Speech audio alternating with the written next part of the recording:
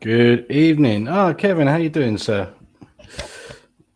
Let's get you all guys unmuted. Let's just crack on, shall we? How we doing, gents? Yeah, As you good know. as can possibly be, I guess. Huh? Yeah. Welcome to the channel, everyone. I'm Nathan. We've got Hammer and Kevin. Yeah, we're looking on the draw that just happened in the Europa League. Very mixed feelings, I think, from all of us. To be honest, really good first sort of 20 minutes or so, and then it just sort of went into a bit of a whirlwind. I'll start with you, Hammer. What did you make of the performance overall?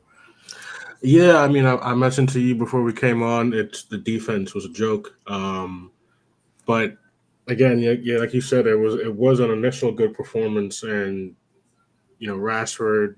Like I said, I also mentioned to you, I would when we work, I haven't been able to catch every game, but I've been seeing people's frustrations. But Rashford looked like he was starting to play well in that first half. I'm not hoping, but I'm assuming it's a knock that took him off at halftime that we didn't get to hear about yet. And Hoyland looked good. He made those runs that I think some of us have started to, was able to start seeing him make last season. But the defense was a shambles, and giving up the goals the way they did after getting lucky that the first two goals were easily let in by their keeper. God damn it. Sorry, someone's at the door. But yeah, let me go check that real quick. Yeah, But that that's is how I feel. The defense let it go all the shit. Yeah, no worries. I'll come to you, Kevin, mate. Yeah, going off of what Hammer's saying, like the defense just sort of at times just completely combusted and just didn't know what was going on. What did you make of the defensive performance today? Yeah, I mean to go 2-0 up and then skip on to 90 minutes and tell you that you have to bring on Harry Maguire to nick a goal at the end to get a draw. Ugh, that's just a mess. These are all. This is what you'd almost This is our first choice defense at the moment now, barring I guess Luke Shaw, who's gone all Gareth Bale style. I'm sure he'll probably be back for the England international and then injured again. But it's a mess back there. Mazraoui was awful, but it was De Ligt who was bullied around by their big man. Just an absolute atrocious stat. He was really bullied. He looked cumbersome, complete mess. The substitutions that came on, they're like for like substitutions. They're not. It's not like, right, we'll change things up. We'll change this.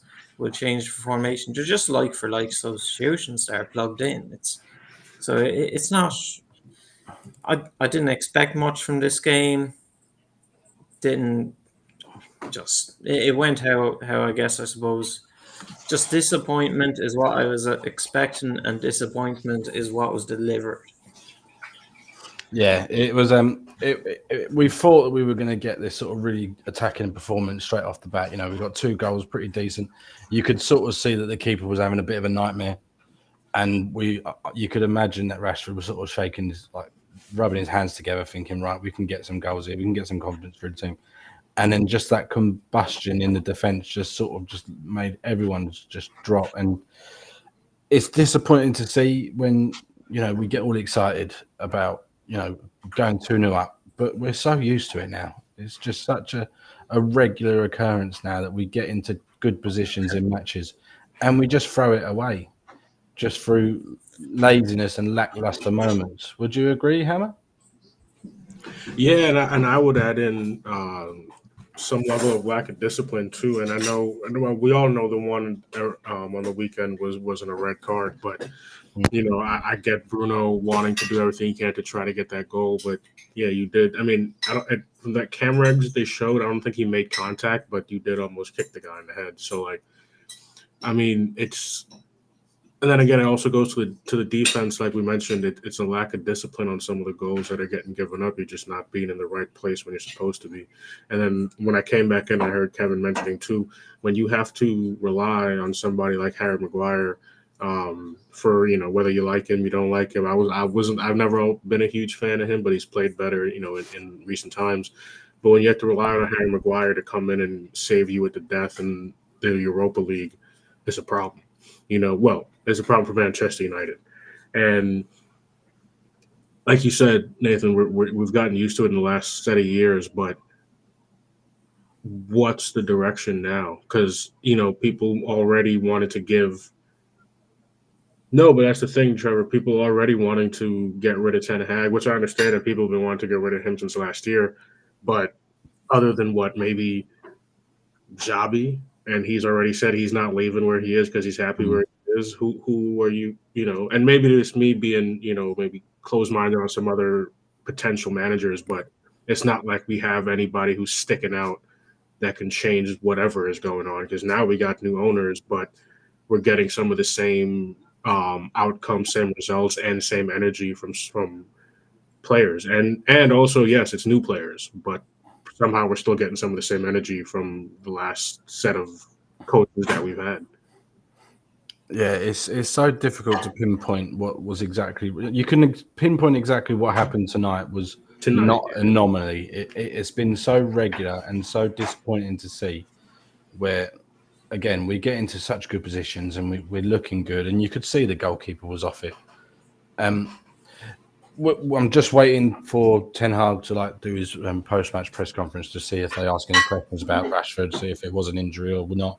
You must imagine, Kevin, that with the way he started in that first half and looked really confident and really good, that it must have been some sort of knock he's picked up.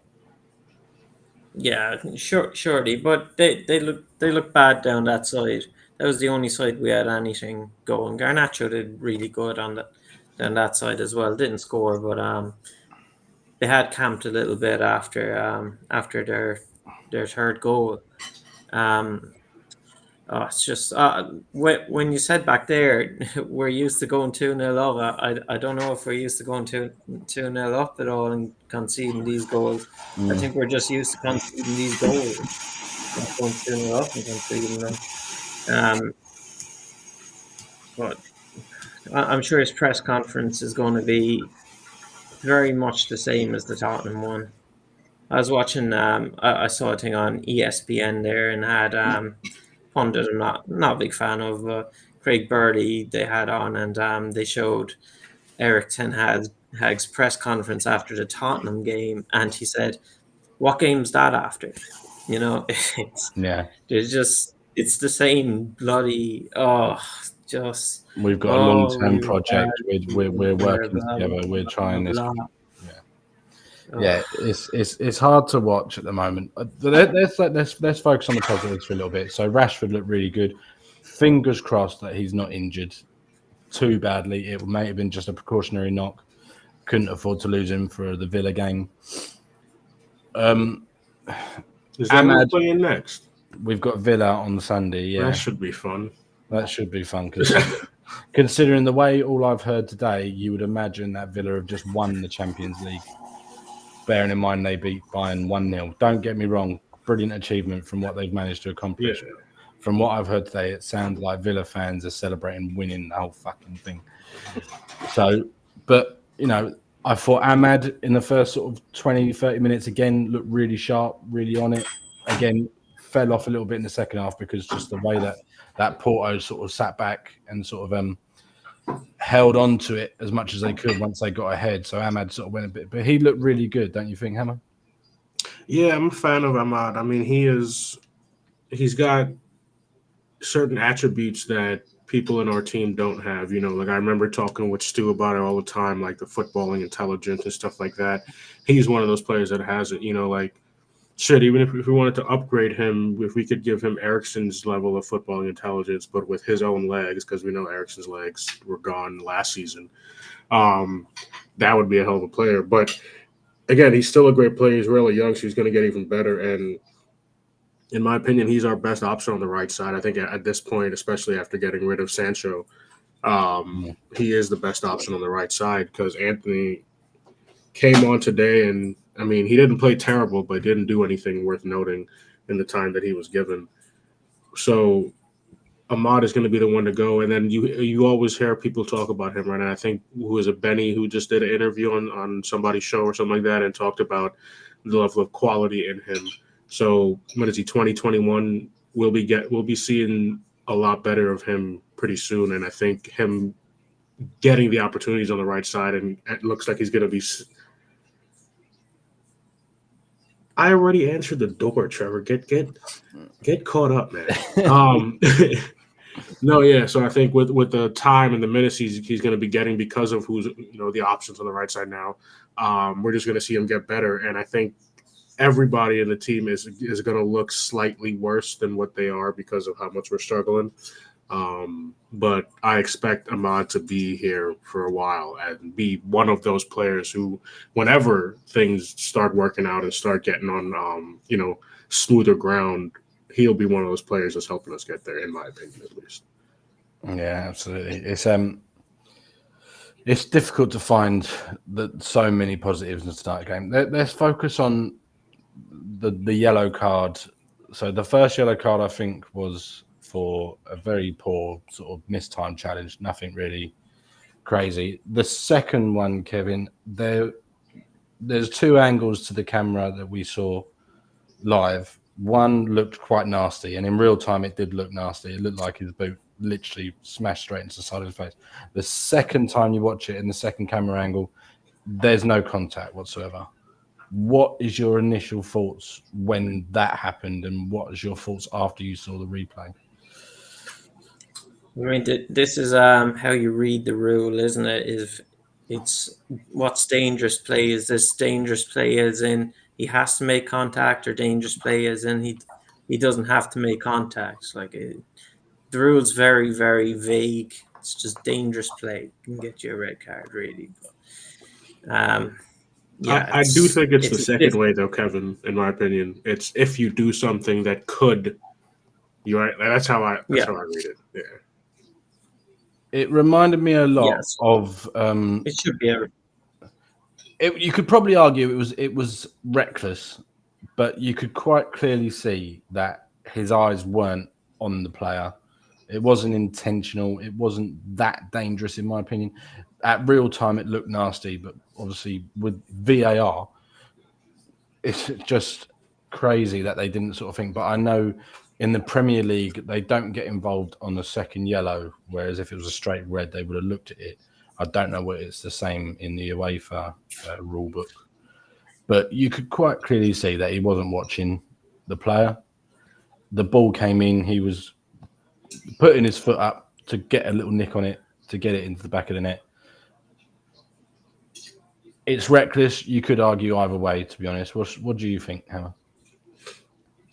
No, yeah, like I said, I view it because, for someone who watches, I know sometimes not everyone likes me talking about it, but like in American football too, they're always trying to nowadays add stuff and change the rules because of safety. So things get a little bit confused for people who maybe are used to it being a certain way. So yeah, I see a lot of stuff that talks about the wording that Kevin was talking about there. So yeah, when it gets to a point, and I know, Nathan, you brought up intent, but it gets to a point as well in that type of speed, and those what would be called in American football those bang bang moments that happen in like a split second. That's kind of what that is, right? Defenders jumping in to try to clear it, offensive players trying to get a foot on it to put it in the back of the net. But when you get that close to somebody's head in those quick moments, it's a reckless action. So like if you in American football, if you go and in a certain part of the play, if you go and dive at somebody's legs on purpose to try to it's a reckless thing where you could have snapped that person's leg or you could have done something dangerous. So it's that type of thinking in my head. If the potential of if he made contact, like that player's probably getting knocked out because that would have been spikes to the side of the head, full speed. And the defenders jumping into it as well. So, that's where I look at it.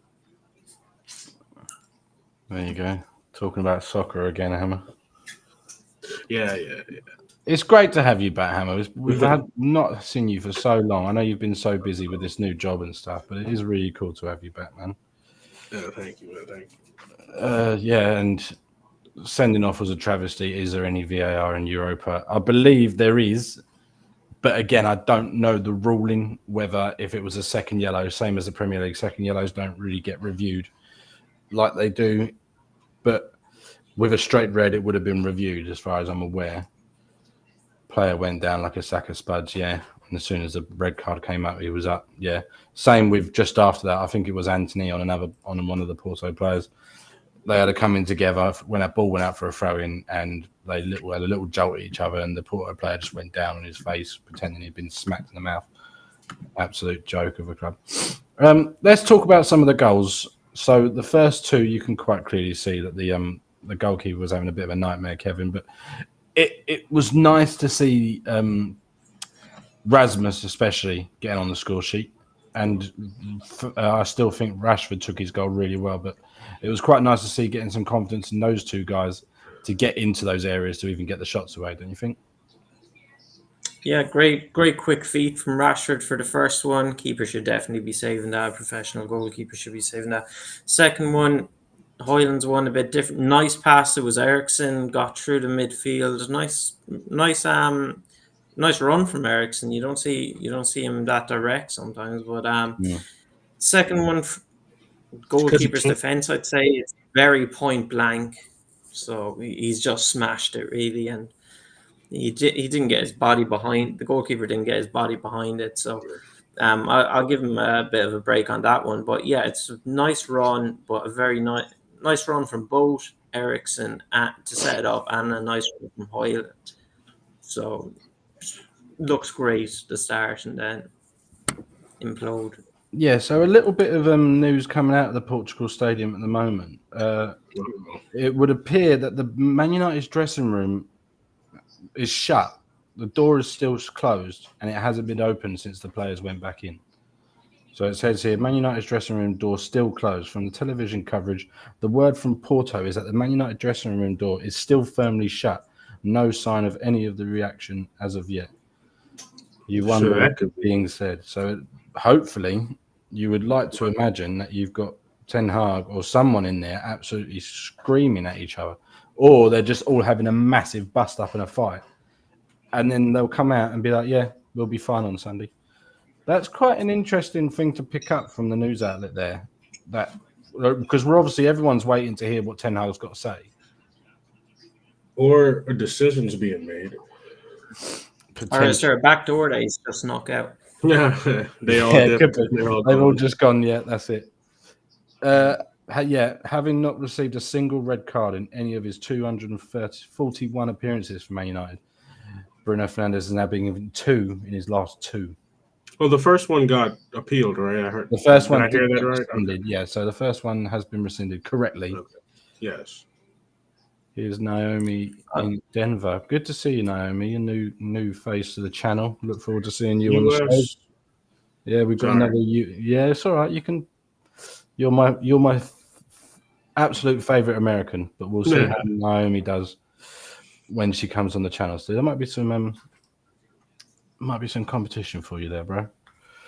That's all right. Yeah, Raspberry Hollywood fan club. Yeah, big fan. Yeah, so yeah. It looks like the whole world's waiting to see what Ten Hag's got to say, and he's not come out to do his post-match press conferences yet. Yeah, but he's not going to say. We know what he's going to say. He's going to say the same thing they said every other time we concede a load of goals, isn't it? Yeah, it's crazy. Let's talk about a little bit about the defensive. So, I felt that Martinez, unfortunately, was quite a lot to blame tonight. I don't know if you guys feel the same. It looked like he was sort of a few marks off his usual pace. It just seemed like he just wasn't up for it, or he just wasn't fit. I don't know what you think, Hammer, but don't get me wrong. I agree that Martinez probably wasn't playing great either, and the defense overall. But also, I think both of those goals were on the lit by that freaking beast they have up front. I don't know. I heard the game that the announcers that I was watching were talking about how he came from wherever the team he came from, and how his transfer worked out. But okay, well, yeah, but in my opinion, however our center backs were playing, I think this was a time where he genuinely outplayed them. He was stronger than them. He was faster than them. He was quicker to the ball than them, and his finishes Well, the first one was the header where he bodied the lit, right? Am I thinking of that right? And then the second one where he started behind him and then quickly shifted in front of him and put it in the top corner. Like Onana's never saving that one. That shit was top corner in a ridiculous way. So yeah, they might not have played their best, but I think they were still. The guy was just playing out of his mind today. And I'm surprised they took him off. He probably would have got a hat trick. Mm. What's your thoughts, Kevin? I thought, especially Onana, he had quite a decent game considering what he had to deal with, but he did make some really good saves. Yeah, fantastic shot stopper. He's a fantastic goalkeeper, really good. When we got rid of De Gea, I thought, wow, this is a really unnecessary change. But yeah, very good. His best save was probably from Mazraoui, actually. But yeah, De Ligt looks awful against big athletic guys. He's not fast. His feet are. He's just very flat-footed. Yeah, feet are heavy. Yeah, Martinez looked. He did look a step or two off the pace. A lot of you'd see him block a lot of those crosses. They really tried in the first half, especially. Crosses were coming in from our left hand side, just constantly coming in, and maybe it was his size that does show up when those crosses come in at that sort of angle. It does loop over his head, but there were a few then that he does block, but this time no, he just looked a bit off it. And then when you have no one to make up for Dallo playing on the wrong side, it's a mess. It's a real mess, and the manager has to be blamed because apart from Dallo, the other three are his guys. They've all been brought in. They're his guys. I guess you could include the keeper, but he's been good. But they're his guys. He has no one to blame except for himself and our bizarre transfer policy, which this summer I thought was kind of bizarre as well. Yeah, I can give you some news. The door has opened slightly, and Harry Maguire has stepped out. So Slightly. He has been talking to TV. Yeah, his big head must open. He must have just smashed that door straight through. Apparently, he has been asked the question about Ten Hag, and he says he's standing by Ten Hag. Harry Maguire says, "I've played for this club for 6 years. I know how it works. Ten Hag is experienced enough, and he has learned how to deal with it." I mean, we're not expecting Harry Maguire to turn around and say, "No, we all don't want the manager here," sort of thing. Yeah. Blah, blah, blah. Let's talk about Maguire before we hear anything actually concrete from any of these press conferences, if we do. Maguire obviously comes on, wasn't really expecting much. I mean, I put a laughing comment in the group chat saying he was going to smash one in from 25 yards. I will take a 6-yard header all day long. He didn't really do much else apart from that, but that's all that was really necessary, right, Hammer? Yeah, I mean, today that's again, like I said, it was surprising that that's who we had to rely on. But yeah, today that's all that was needed because they parked the bus like some old school Jose. Once we got to a certain time, I think they went to a back five. They parked the shit out of that bus. So at that point we needed to go for the draw because we weren't going to get 2 goals with them parking the bus like that. But yeah, I could give him credit. And what I will say overall, and like I said, I think coming to the end of last season and then early this season stuff, Maguire's played well. I was somebody who some years ago I was someone who was very much a Maguire hater. I had gotten to a point where I was saying, one of those people saying get him out the club, but both on his defensive side, and I think it was Trevor mentioned that it seems like Maguire somehow gets in there and gets us every once in a while, gets us a goal late in games. So you got to give credit where credit's due. He's started playing a lot better, and he might not be a week in, week out Manchester United starting Champions League winning, Premier League winning center back, but he's a hell of a center back to have off the bench. And I know some people might not agree with that sentiment, but he definitely's played a lot better. Yeah, it looks like Trevor's got some insider information, either that or TNT Sports have got it already. But Ten Hag, when asked about Rashford, just said that Garnacho needed minutes. Yeah. So didn't say he was injured or not. Nothing answer. That's got to be the most ridiculous thing I've ever heard. Right, here we go. Eric Ten Hag tells TNT Sports that Marcus Rashford is not injured and he was replaced at halftime because we have to rotate. He said, we want fresh players on the pitch for Sunday. What a use! You say that's the answer a coach gives when he takes a player off after 60 minutes, not at half time. And then especially when that player is probably playing the best he's played this season. Considering we went into the dressing rooms at half time 2-2, and the only player realistically that was looking real dangerous in that first half was Rashford, you could have at least given him another 20 minutes. He was carving their right side up. Yeah. So that's a ridiculous answer. If that's the bullshit he wants to sprout out, this is. So we did a talk of the league show last night. Rashford better limp to the bus just to find some fucking crutches and pretend you're injured for peace of mind. Because we were on a talk of the league show last night with Evan, Reese, and Callum. And if you get a chance, everyone watching, go and read Callum's blog. It's brilliant. I had a chance to read it yesterday.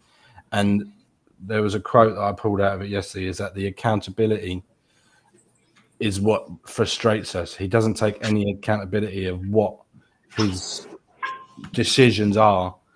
Got another quote here from him now. Right. More from Eric Ten Hag to TNT Sports on his future. I don't judge us in the moment. I judge us at the end of the season. We are in a process. Just wait. We have to develop this team. We will work and continue. We will fight. There you go. I mean, that's just... Kevin, just, take over for a second because I can't... It's just the same stuff. Even if Rashford, you said, gets the crutches and limps to the bus, then it's a lie from the manager saying he's not injured. But it's a ridiculous. Everything's ridiculous that comes in. There's no sign. We're past the point of no return with this guy. I don't see anything with Villa. You said Villa beat Bayern Munich 1-0. Yesterday, if Bayern Munich still had De Ligt, God knows what the result would be. But it's at Villa, it's going to be bad. They're good. Yeah, let's talk about. Today I woke up thinking, oh no, Man United are playing tonight. Do you know? It's just when you're thinking that, it's so bad when your club is playing tonight and you're kind of. Oh, I have to watch that. What annoyed me the most tonight is that I wrote the tweet for this show 4 times over. So when we went 2-0 up, I wrote United win in Europa, United win in Portugal. Then we drew. United draw in Portugal. I think, right, that'll do. Oh no, we're 3-2 down. United lose and then fucking Maguire pops out at the end. So I had to rewrite the show fucking 4 times. Let's talk about, because obviously Hammer and Kevin, you guys haven't been able to be on for, well, I don't know, Hammer, God knows when the last time you were on. You've been fucking busy. But what's your current mindset with this manager, and where do you sack him now, or do you just go with what the board said and say, we'll need to see what happens against Villa? What's your current mindset on the manager in general? I think if he had lost, there would have been a potential to sack him now. So Maguire might have saved him, like somebody mentioned in the chat there. But I don't think they want to do it this early. I know it might not seem to be that early, but it kind of is. And like I said, there's just been names given. I don't think there's really an actual solid backup option of a replacement. So unless they're deciding to do the whole route, right? Like, what's his? Goddamn, did I say? Yeah. Unless they're going to the interim route and then wait until winter or summer or something like that. But I mean, I expect them to wait a little bit. I think I've backed the manager for a while, but it's starting to get more difficult, especially when he's giving answers like that after questionable decisions. So we'll see. I think they're going to wait. I don't think they're going to do it right away because it's just I don't think it's feasible to do it right away. If that makes sense. Yeah, we've got the international break is after this game on Sunday. So there's every opportunity, Kevin, that they're probably going to see what happens. They may not even worry about the Villa result. They might just go for it anyway. What's your take on him at the moment? Well, I saw. No, I don't know what source this is from, but it would be 20-something million maybe to sack him. I think in a payoff. Like, when we gave him that contract, was it during the summer we gave him that new contract? Yeah, we extended it. Yeah, Just 2 extra. Such a bizarre summer. The transfers that we did. This was a guy who on previous podcasts I've given that exact answer of, well, maybe we shouldn't sack him because there's no one else there. But this was a guy who survived last season on a coin flip. If Man City played the first choice goalkeeper, he probably wouldn't be here. But to give him a new deal, then surely we should have put some kind of get out clause in it where we wouldn't have to pay him off a huge amount, like after finishing 8th, for God's sake. But to then not just give him the new contract, to then go out and bring in his guys again. He brought in De Ligt, Mazraoui, and I doubt Xerxes would be in if he wasn't Dutch. So to give him a lot of money again it's a really bizarre thing by this club. Even the new Ineos things, they said our transfer policy would change, and it sort of did, but still huge mistakes. We've got to the stage now where if we were to bring in a new manager, it'd be another one of these, like, God, I want this. This is I'm left with the old guy's scrap here now, and I gotta like clean this up. And these guys are just brought in fresh. It's insane. On the other thing, is there another manager out there? When you look for names, what you're getting is a guy who was sacked by another club who we're going to get in. Should we take a chance on someone else? I don't know. It's a hard one. You'd have to see how much it would cost to sack him, if it would be different. Nothing's going to be different. That's the one thing. Nothing's going to change under this manager. I think everyone's accepted that. 2 years in, nothing's going to change. That's it. We're going this way, and that's it. So I don't think he'll be sacked, though. I don't think he'll be sacked in this international break. I don't think we're really going to just do it. It doesn't seem like we're going to do that. No, it's interesting because Callum and like you just said there, financially, it could be a real big blow to the PSR rules as well. If we sacked him, it may have a real negative effect on our profit and sustainability situation. You go back to the point of giving him the extended contract in the summer, giving him the money to spend and to see. I'm not in the camp where I want to see us challenging at the top of the league. I don't think any right-minded United fan would say, we as soon as the summer was out and we started again, we should be challenging the top of the league. No one actually thinks that. It's a case of we just wanted to see a bit of progress, and that's what's difficult, especially for myself, is we had a real rough season in the league last year. Yes, granted, we won an FA Cup by the skin of our teeth, because in that semi-final we were nowhere near good enough to beat Coventry, and we had to go to pens to do it. And a fingernail or a toenail away from losing to Coventry in the semi-final. So all we wanted was just to see a little bit. I could take the League Cup in the first season. I was quite happy with that. I said when he came in, if we win one trophy, I didn't really care where we finished. Second season, I wanted to see progress. We went backwards in the league, but we won a bigger trophy, arguably.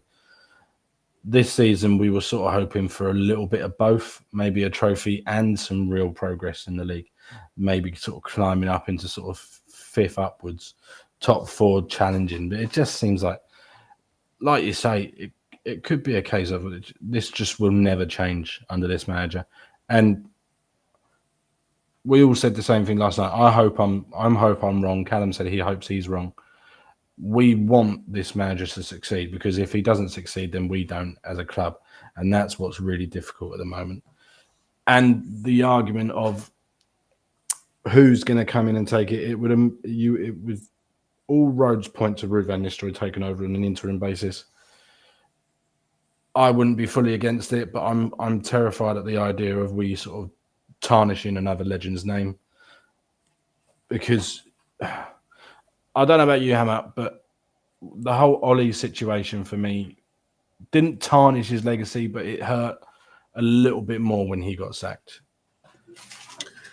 Yeah, because I mean, with Ole, you had some exciting heights like the PSG game, and stuff like that, and then it definitely plays in part. Like shit, if Rooney ended up coming and it turned into a shit show, right? Like that would hurt if when Rooney gets sacked too. So I think once it's an ex-player like that, and especially one that had the type of successes that an Ole had or Ruud had, or like I said, Rooney had,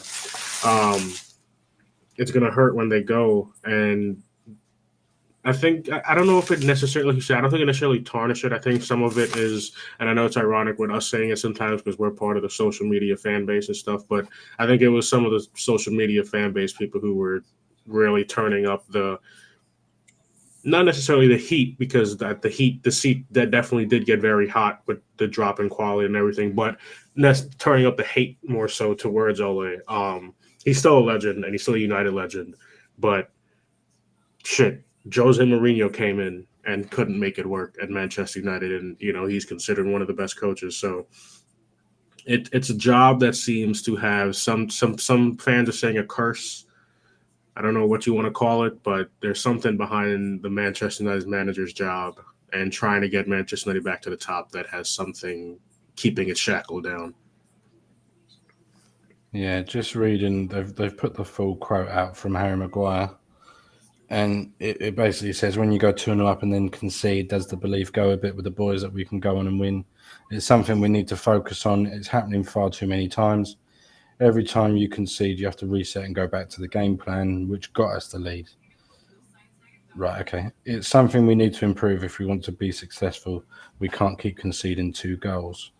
After every game, we analyse and speak amongst ourselves. The manager spoke, some members of staff spoke, and the players spoke. When you get 2-0 away from home, you have to be a little bit more solid, and there were far too many gaps. Too many crosses were coming into the box for sure, and they ultimately pushed us in the end. I've played for this club for 6 years. I know how it works. When you go on a bad spells, players come under pressure, and also the manager does. He's experienced enough and been at this club long enough, so I'm sure he knows how to deal with it. It's part of the privilege you have playing for this club. What was the game plan? Have the goalkeeper give us 2 goals? Yeah, I mean, the game plan apparently was to take the best player off in the first half, off at half time. I'm struggling to see. I like what he's trying to say, and you can quite clearly see that he still does give a shit about the club, even though a lot of the fans are giving a lot of shit. And hey, me and you, Hammer, we've slated Maguire in the past so many times. It comes down to the fact that we just can't keep having these same situations in Europe. But we sound like broken records now. Let's go on to player ratings. We'll just run through these really quickly, and then we can all go to bed, I think. Or Hammer, you can do whatever you want to do, whatever that may be. Hint, hint, nudge, nudge. Mm-hmm. So I'm going to give you the goalkeeper and the defence. So would you like it to be reminded, or do you think you have it in your head? No, I think I got it. No. Let's go with I was gonna say a 7, but I think I might give him more of a 6.5 just because he did give up 3 goals. But like Kevin mentioned earlier, it could have been more because he did have some pretty good saves. But I don't think you can get a decent above average score if you give up 3 goals as a keeper. Arguably man of the match. In fact, Yeah. But that's saying something. Yeah. Dallo, I'd give him a 6 because he just seemed out of it. No, I don't need to remember what day it is. Listen, man. Because he just seemed out of it. He knows what day it is if it's day off. That's all he gives. Yeah, exactly. And actually, you know what? I'll pair the backs together. Because Mazwari, he can't. I don't. His defense didn't get talked about a lot, which I guess is maybe telling in terms of a right back. Because a lot of what I heard of him coming in is him being able to be that wing back type and helping us control it and keep the ball how Ten Hag wants and everything like that. But he was also, shambles today as well. And then the center backs, I'm going with 4s. And that might be, I genuinely think that might be the lowest score I've given somebody on one of these. Potentially, yeah. Because they were, like you guys mentioned, Martinez was not himself today. And then to me, DeLitt was just getting bullied by that man up front. So, yeah, 4 for the center backs. No worries. Right. Kevin, I'm going to give you 3 players, if you don't mind. I'm going to give you Casemiro, Ericsson, and I'm going to give you Ahmad as well. Okay. God, Casemiro, you'd forget he was on the pitch. I can't remember much he did. I'll just give him a 6 because I forgot the guy was on the pitch sometimes. Ericsson looked good. He looked okay. We didn't really play through the centre much. It's not really what we did. Yeah. So I'll give him a 7 though because of how good he was for setting up Hoyland's goal. And then you said Ahmad. Ahmad did nothing. I didn't see anything from Ahmad. I'll give him a 4. We didn't attack down that side at all. And when Anthony came on, nothing happened at all either. There was no change. So I don't think Ahmad did anything at all tonight to give him any real standout.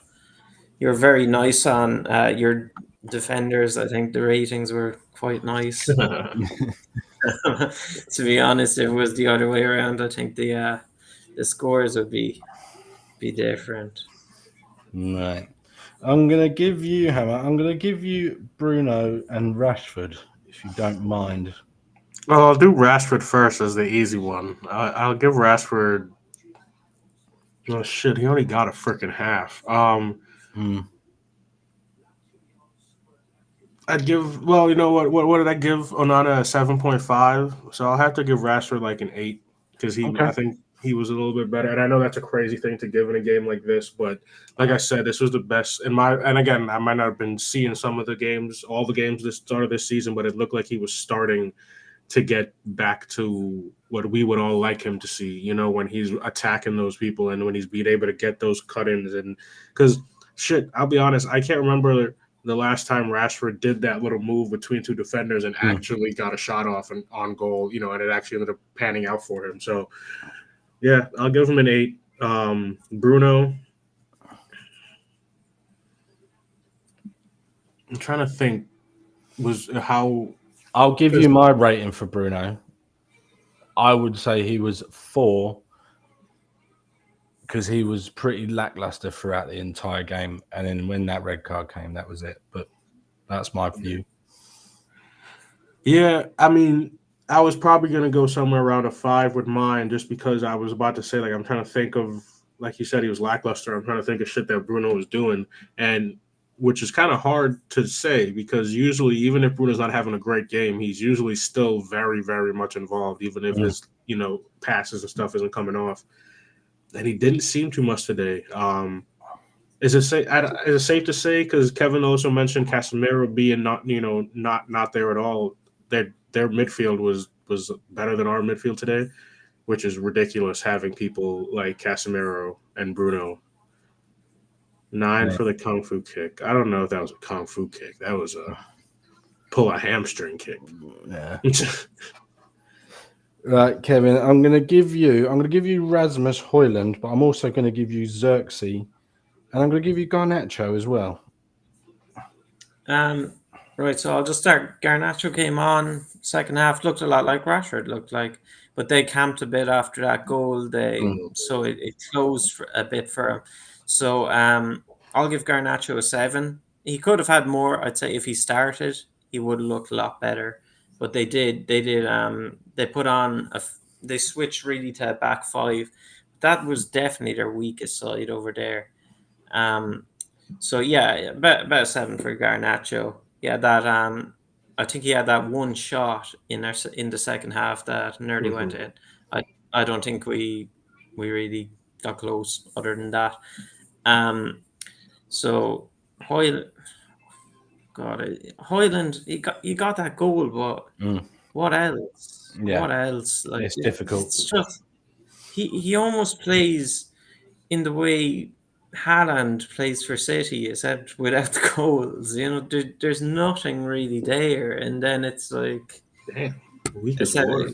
it's just such a. Well, you know such what I noticed about Hoyland is like what you said too is about Holland, but the difference Hoyland is that striker where you have to feed him, and we don't have people. Our wingers don't whip crosses in. They're a little bit better doing it now, but you have to feed Hoyland to see his better. Whereas Xerxes, drops in and plays the 1-2s and da da da. But Hoyland needs to be fed to really see him. Yeah. So Xerxes, you just gave Xerxes score there because he gets a 2 because he had 2 touches. I think. So there you go, 1 for each foot. He didn't touch the ball. Yeah, well, I don't think. Can you guys remember him touching the ball? Barely. a couple times, but they weren't anything significant. No. A couple. There we go. 2. 2. Is that it? Have we got everyone? I'm not even going to bother with Anthony. Maguire gets. Yeah, that's Maguire saved the match, so he gets what what did whatever Trevor? he We'll give Trevor a rating. So Trevor went for a 10 for Maguire. Fair enough, Trevor. Fair play. Right, guys, we've managed to get to nearly 50 minutes. somehow. It's a shame that we went so well in the start. Ended up nicking a point. So from 2 games in Europa, we've got 2 points. I want your very, very, very quick score predictions for Sunday against Aston Villa, please, Hammer. Oh God. You know what? I'm not even gonna think about it. I'm gonna go with the literal first thought that came in my head, and it's not flattering for us. I'm gonna say 2-0 Aston Villa. Interesting. Kevin, what's your thoughts? 3-1. Another 3 goals conceded. Oh Lord. I'm going to be optimistic. I'm going to say 1-0. I'm going to say 1-0 United. Bruno Fernandes penalty, and then he'll get sent off. What are we doing? Parking the bus then? That's the only way I'm seeing that, because Aston Villa is going to be on ignorant types of confidence after beating Bayern Munich. That's what we're going to do. We're going to park the bus, but we're not going to put our defenders in the bus. We're going to put defenders up front, and all the Garnacho and Rashford, they're all going to be playing at the back. That's what we're going to do. Guys, it's been a pleasure. Hammer, where can we find you? What are you up to? When I am active, it's mostly on Twitter. I'm still not going to call it X because fuck him. So you can always find me at Hammer United on Twitter. I'm going to be talking about. Damn it! How are you going to put that up as I'm saying? You assholes. No. I'm. God damn! I did it again. I usually don't say this much. I think it's just because I haven't been on in a while. It's cool.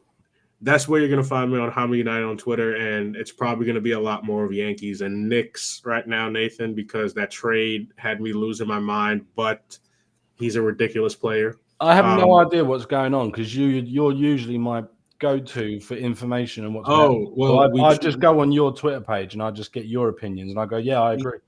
No, we traded Randall and Dante for Cat from the Timberwolves.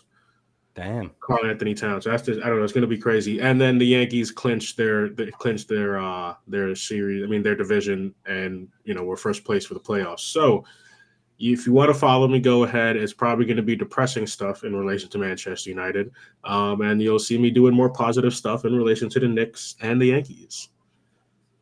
Nice fun. And Kevin, where are you up to? Where can we find you, sir? Well, I don't know what you're going on about with the Yankees. I'm a big Eagles fan, so I watch the NFL. But No, I'm a Giants fan. I'm gonna come kick you in your knee for taking Giants, Saquon, oh, you asshole. You took Saquon Saquon, is left us with Jones. amazing, amazing, isn't I it? know he's amazing. I'm sure if you have a fantasy team there, I'm sure you have Saquon playing every listen, single game. I already stress about sports. I don't need to add money to it. I can't. But yeah, I was too depressing for X. I was too depressing for everywhere else. So no one follows me, and I don't post anyway. So it doesn't matter. You can find you I'm a right shot here. these days. Man United have caused me to be a shot. Absolutely. No, it's great having you on, mate. Yeah, you can find me on Twitter at Nate Delves. I don't usually tweet very much, but you're more than welcome to send abuse my way. You can find me here. I do a weekly show, the Future of Football show, every week. We are in the process of trying to find like a day every week it's going to go, because we've got the return of the United Road podcast. Callum had a really good show the other night on Tuesday, and he's got blogs coming out all the time now, so please keep an eye out for him. We've got Talk of the League again next week, and we've also got previews and reviews, which, Naomi, if you're still here, I believe you're going to be making your debut this weekend on the channel. Shit. So we look forward to that. Guys, it's been an absolute pleasure considering the result, but always and forever, really appreciate your time. Good night, everybody.